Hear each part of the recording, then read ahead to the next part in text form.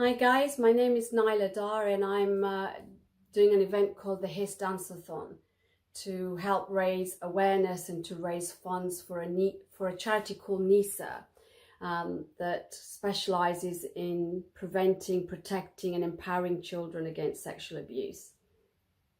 And as part of the raising awareness, I'm doing a series of videos about sexual abuse, as it's something that I've experienced personally, and I've also worked with many men and women who've also been sexually abused. So today's topic is about triggers and memories. I'd like to share with you an experience that I had when I was triggered and what helped me to deal with it, and I hope that it will help you if it's something you've experienced yourself. So I was in a training amongst peers, and all of us were working on stuff that we were in groups and we all had to work through things ourselves. And there was a couple of guys, and they were sort of saying they knew the answer and they knew what to do, and they were kind of telling people what they should do, whereas we were peers and we were all meant to find the answers. And there was something about their attitude that really annoyed me. And I didn't really know what it was, but I was sort of like, hang on, we're all going to find our answers. Why are you telling us what to do? And I was mildly irritated, but I left it. Then the next day, we started the same thing, and this time they were even more adamant that they had the answers and they knew what to do, and they were sort of telling us what to do. And this time I got really pissed off. I thought, God, you need to back off, and you need to keep away from me. And I just went into this place and I thought, oh, well, I'm just going to keep away from them because they're really annoying me. Anyway, we started the day and we were mentors, and there were practitioners sitting in the front of the room, and we were at the back. And I found a seat right at the back by the window where nobody else was sitting. There was a couple of chairs in between, and other people were there, hoping I'd just sit on my own. Sod's law, one of the guys comes and sits next to me.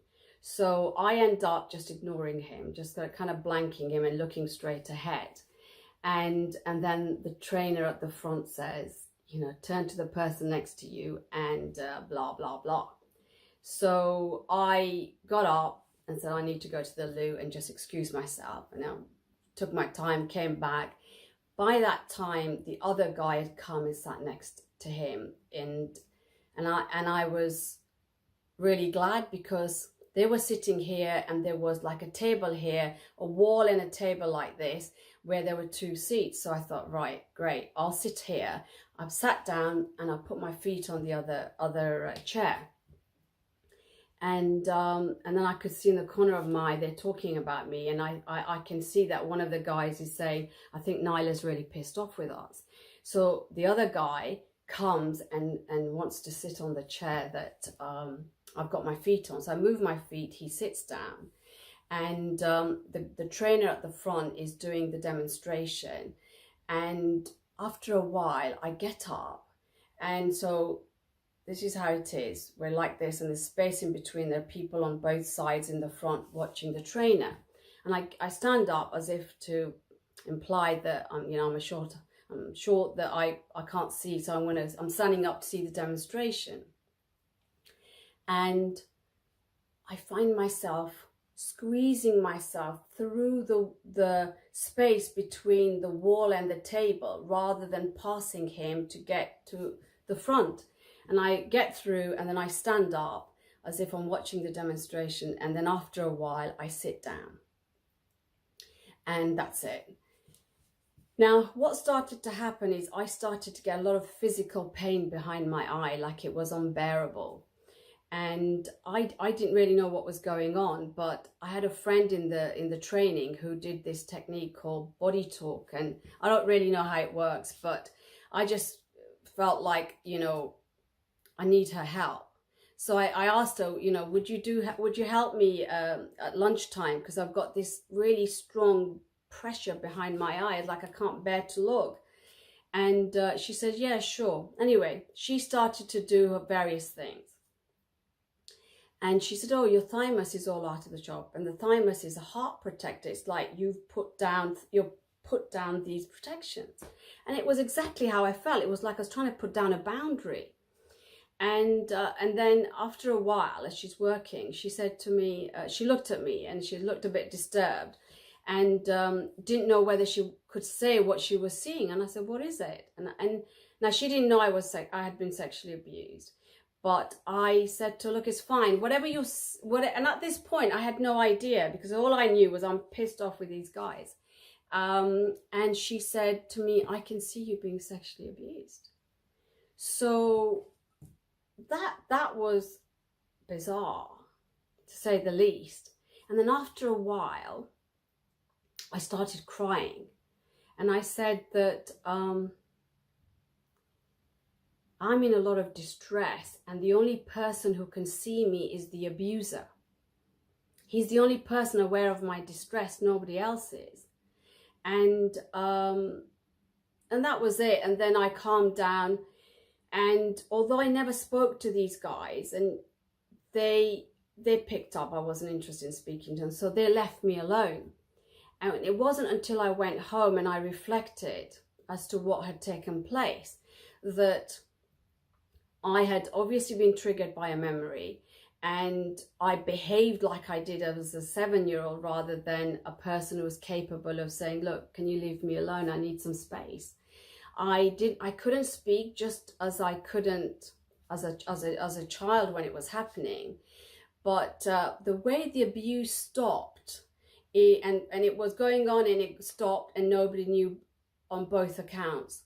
But the way it stopped was I managed to get off him, get away from him, and I was in a safe environment, right? Technically, I was at home. My brothers and sister were around playing. My mother was in the kitchen, and this is taking place. So I managed to go towards where my mum was, like towards the kitchen or something, and I think he thought I'm going to tell. The truth is, I was too scared to tell, and I didn't tell, but it stopped the abuse. He never touched me after that. And here I was in a training amongst peers, people that I'd worked with and I'd known for a number of years, who felt like family, and I was again in technically a safe environment.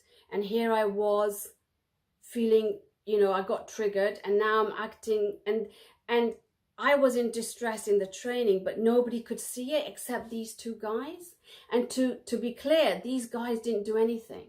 They just said or spoke in a certain way that triggered something in me. And so here I was, afraid to go past the guy in case he would grab me, and squeezing myself through this wall and table. Now, here's what I didn't know that is really helpful. I was at the very early stage of learning about the inside out understanding. And what I didn't know was that memories are just thoughts carried in time. And thoughts are the language of the mind, and feelings are the language of the body. So memories get stored, and then they get triggered. Could be a sound, it could be a tone, it could be a smell, it could be a taste, something that your memories linked and associated with what you remember happened. And what I didn't know is that the memory is a thought carried in time, and it will come and it will pass. And that, yes, you can get freaked out by it. But if you know that in the present moment, you can only feel the present thought, even if it's a thought carrying a memory from the past, you can only feel it in the present moment. And if you know that, even if you get freaked out, but you know it's going to pass, it won't stay, it will go, and you just have to go through the discomfort of that. That can be a real relief to know that The other thing is, if you don't know that, you could think, oh my God, here I am back to an old place. I'm never going to get over this. Or that my life in the future is always going to be affected by this. But it's not true. It's not true. That memories often come just to heal. And if you can let them come and go, it's your health, it's your body and mind, how it's designed, it's doing its thing. It's self-correcting. And I think it's really helpful to know that. It's not telling you about you. It's not telling you about your future. It's not telling you you're not over the past. It's not telling you you've got to process it and go through it again. It's just telling you the memory is a thought carried in time, coming, and then going. So I hope that helps you in some way if you've experienced memories and triggers.